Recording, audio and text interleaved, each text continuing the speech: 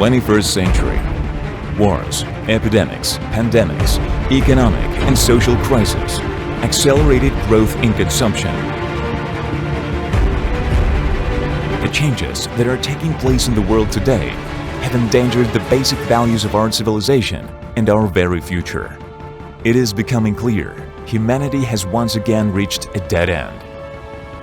As a solution to all earthly problems, someone suggests that Mars should be developed, and someone suggests reducing the world's population to the golden billion and even to the diamond million. Moreover, today we're not just being offered, but are being rigidly imposed these anti-civilization programs.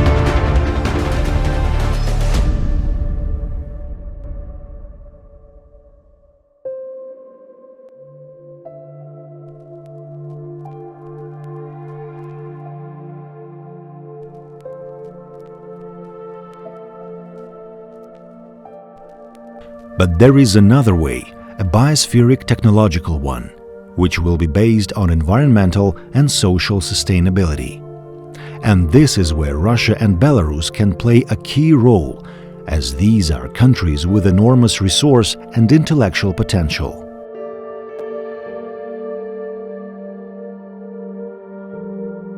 The proposed program includes the following technologies: Relic Solar Bioenergy U-Energy on lignite and shale. Biosphere agriculture based on U-Terra living humus. Technology for building linear U-cities based on walkable and self-supporting clusters. Second-level UST, Unitsky string transport and infrastructure complexes.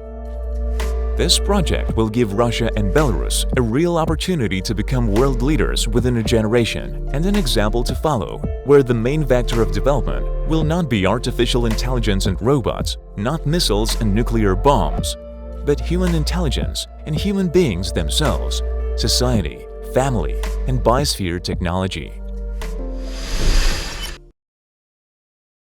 The problem.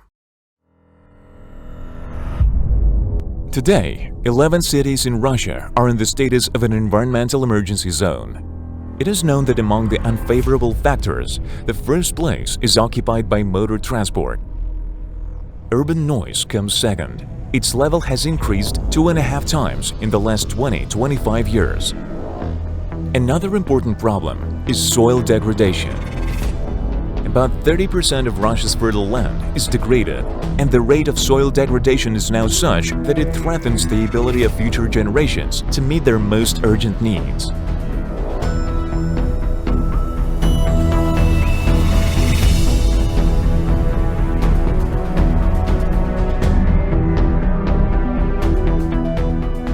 Current demographic trends estimate that the world population will reach 10 billion people by 2050. To meet food demand alone, global agricultural production should be increased by 60% on average.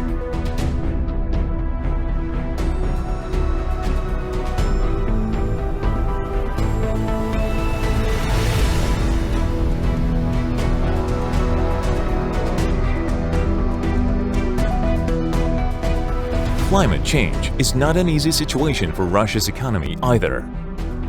According to Roshydromet's estimates, the average annual temperature in Russia is rising more than 2.5 times faster than global levels, and especially rapidly it grows in the Arctic zone.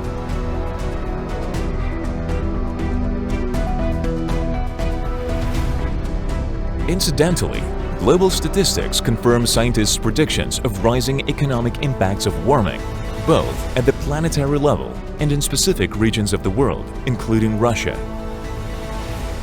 World Economic Forum experts have been publishing annual reports with the ratings of global risks for more than 10 years, among which threats to the population and economy posed by climate change rank highest.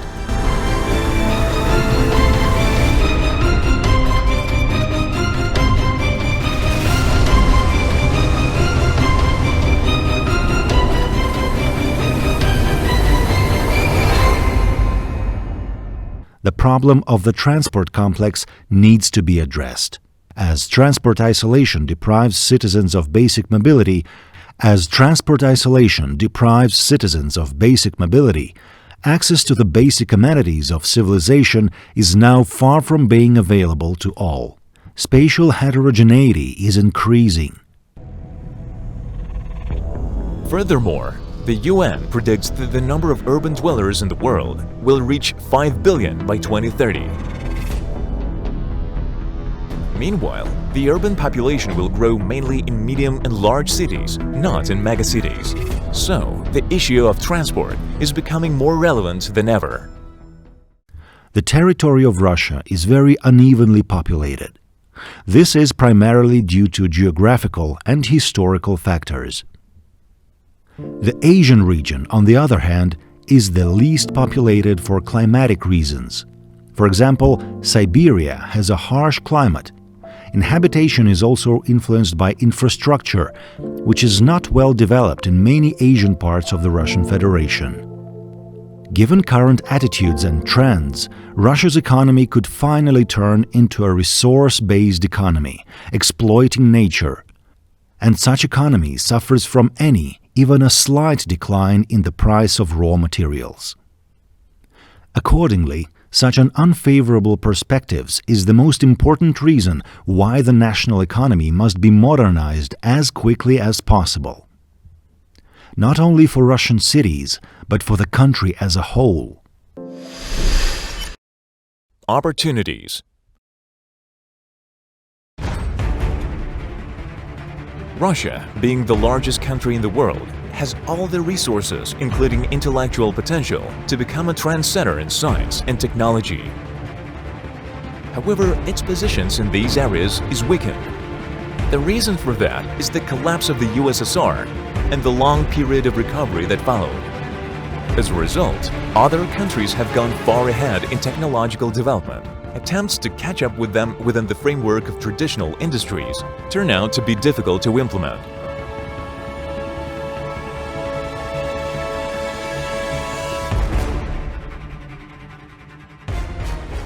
That's why it's more appropriate to bet on innovative development in those areas where Russia and Belarus will be the first. This is possible within the framework of the Union State with the help of engineering technologies, but not digital and artificial ones, but natural ones. What does an innovative option suggest? First of all, the development of a model in which the environment will not be degraded, where the interests of the economy on the one hand and convergence with nature on the other are balanced and oriented towards the long term. By the way, there is an awareness of the need for such changes in Russia. Dmitry Medvedev, speaking at a UN conference, highlighted that society, economy and nature are inseparable. That is why we also need a new development paradigm capable of ensuring the well-being of society without putting undue pressure on nature.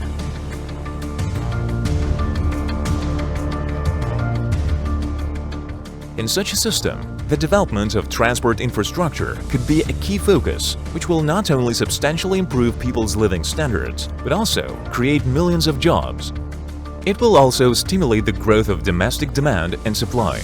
The technologies for that are already in place. Solution. The backbone of any economy is agriculture and energy. What do today's experts suggest for these industries? Genetically modified foods and artificial meat that are dangerous to human health. And the switch to renewable energy, which is only possible if global energy consumption is significantly reduced.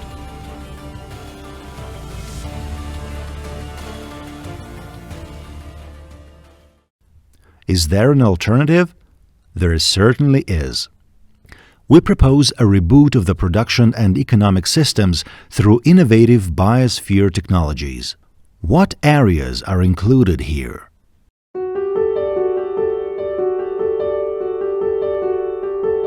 First, it is relic solar bioenergy. The power plants will not produce acid rain as a waste product, but a living fertile biohumus on which to plant gardens and sow fields.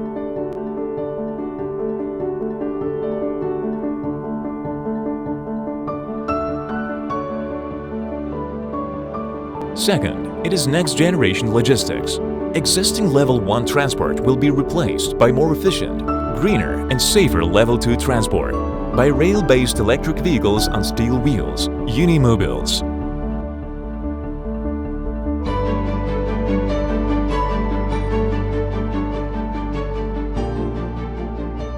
Third, it is the creation of a new type of settlements, linear cities, based on pedestrian clusters that will provide their inhabitants with everything they need: organic food, green energy, clean air, high-paying jobs, and healthy recreation. Let us look at each of the directions in detail.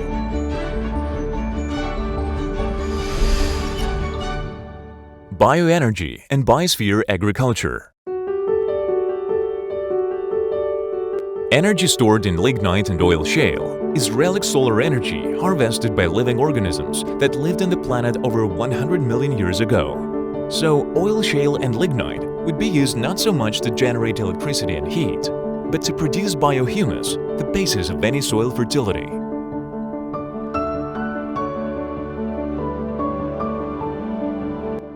That is, around relic solar biohumus plants, the application of even 2% humus, even in desert sand, will create highly fertile soil on which gardens can be planted. Just imagine that the peculiar waste products of such biopower plants would be grapes, apples, and other agricultural products. Biovoltaic plants could be combined with agricultural production. Then, the excess carbon dioxide from their operation would not only be chemically bound in the biohumus, but also fed into the greenhouses or glasshouses, from which their productivity will increase many times over. The carbon will be converted into dietary carbohydrates, proteins, vegetable fats, vitamins, and other assorted living matter in the form of thousands of organic compounds comprising almost the entire Mendeleev table, with carbon accounting for most of them.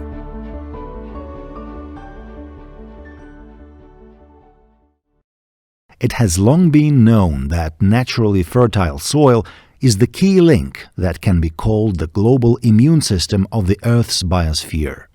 The health of all living organisms on the Earth, including humans, depends on its condition. Transport. Today, the number of roads has reached such a concentration that it is almost impossible to build anything else. Overcrowded cities, with constant traffic jams on the roads, have become a serious problem. However, there is a solution. It is possible to build a train track directly over a city road or tramway. A string rail flyover requires minimal land allocation for construction. It doesn't disturb the terrain, preserve the soil, and does not interfere with the movements of ground and surface water. The track structure can be placed close to houses. The quiet and environmentally friendly transport will not disturb their residents. And thanks to the Level 2 factor, the anti-derailed system, and the automated control system, traffic jams and accidents are avoided completely. Moreover, UST electric rail vehicles have a much lower environmental impact than other modes of transport. By the way, the UST product is even more environmentally friendly and energy efficient than Elon Musk's Tesla electric car. After all, traditional electric cars get into accidents and take up space on the road, which also leads to traffic jams that emit many harmful substances, including carcinogenic products of tire wear and fumes from the sun-heated bitumen that makes up the asphalt. The string transport eliminates these problems. Another point is that electric cars consume a lot of primary energy generated in a power plant. Its production always has a negative impact on the environment because there are no environmentally friendly power plants other than the proposed U-Energy bioelectric power plants.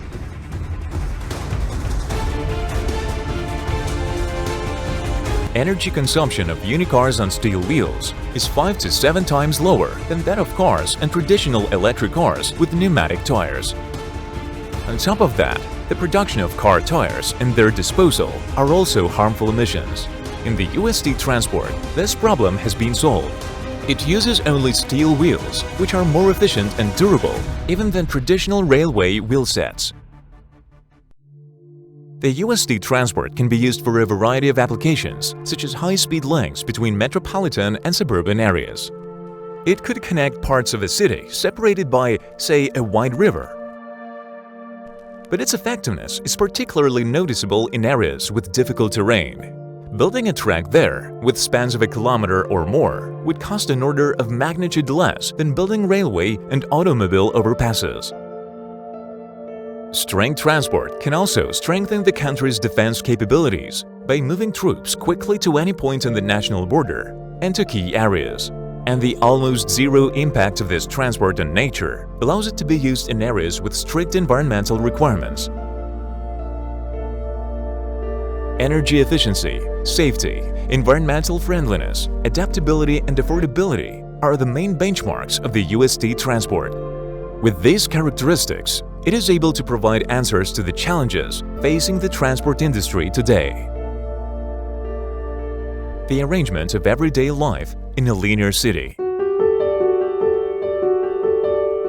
A residential cluster of a linear city of about 100 hectares is an urban-type pedestrian settlement.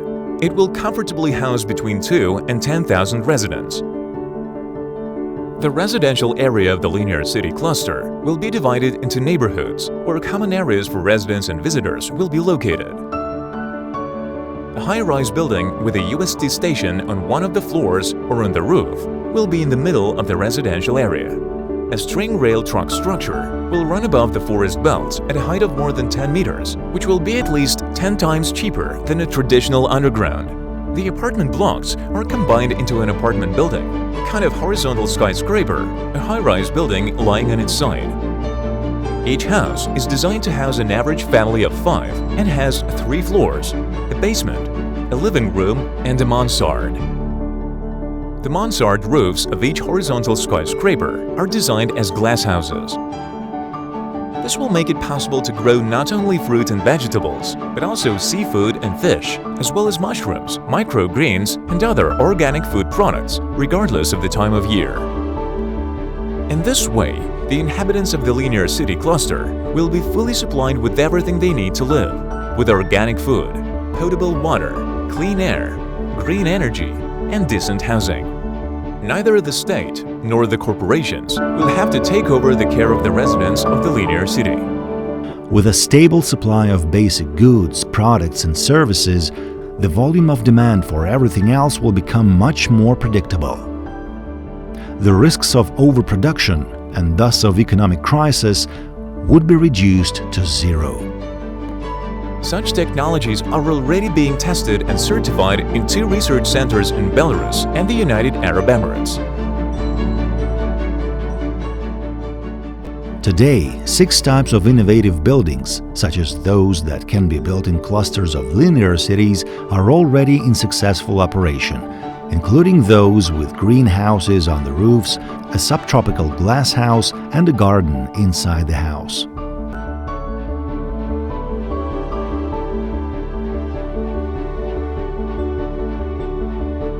What effect could Russia and Belarus gain from such innovations?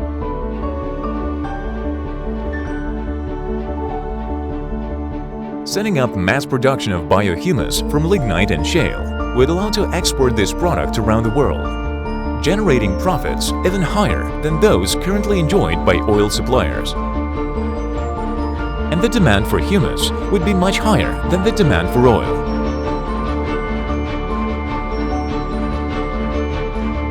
Changing agriculture to use of humus would increase yields and the quality of agricultural products, all of which would become organic.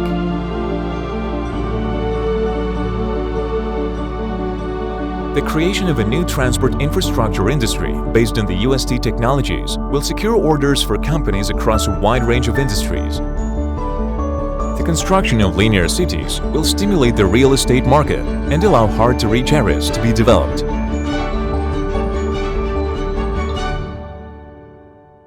Having decent housing, favorite jobs, basic consumption products and services will also serve the demographic problem. Most families will have many children, and by 2050 the population of Russia and Belarus will have grown to 200 million people or even more. At the same time, the future internet and mobile communications of Russia and Belarus can be built both according to their own standards or integrated into the UST-TREC structure. Such lines would not need cellular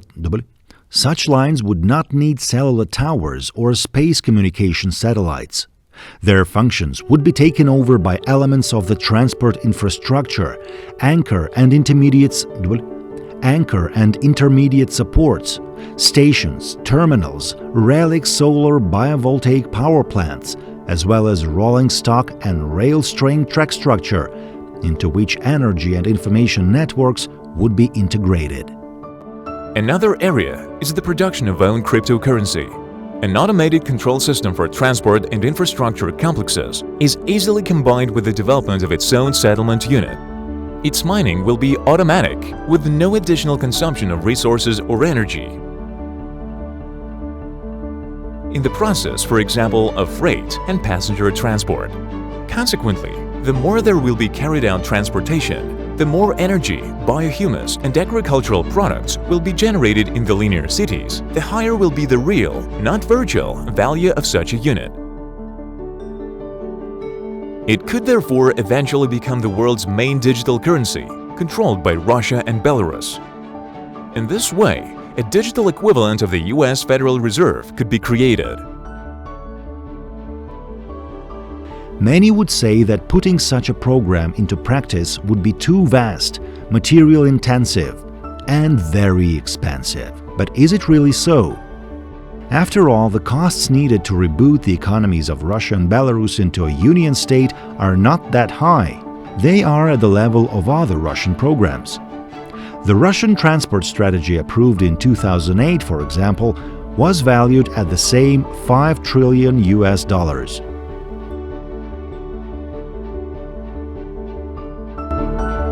The UNET transport infrastructure network will initially be built on the territory of Russia and Belarus, taking into account future transit freight and passenger traffic, both east-west and north-south. This is why the UNET latitudinal line may be extended in the future.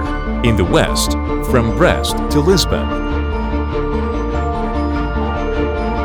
In the east, from Khabarovsk to New York, Tokyo, and Beijing.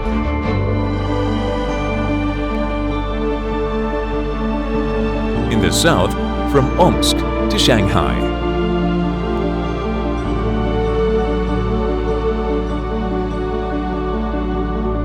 In this way, all Asian, European, and North American countries will be interested in the construction of the worldwide network of linear cities and the UNET transport infrastructure network.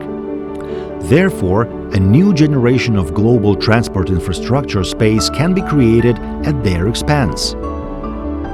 And with the right strategy, the alliance component of the worldwide UNET network can also be fully financed through foreign investment.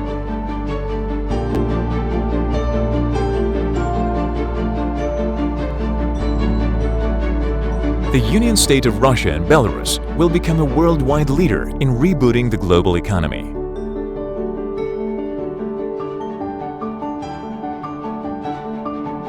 In the future, it will significantly improve the standard of living for all people on the planet, on all continents and in all countries, with no numerical limits and no environmental damage.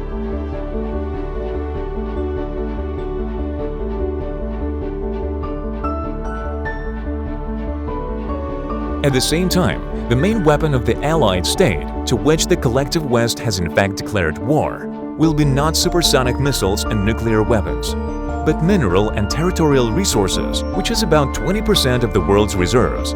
These resources should not belong to the West and its professional liberal globalists, nor to bureaucrats and oligarchs, but to the state and the people.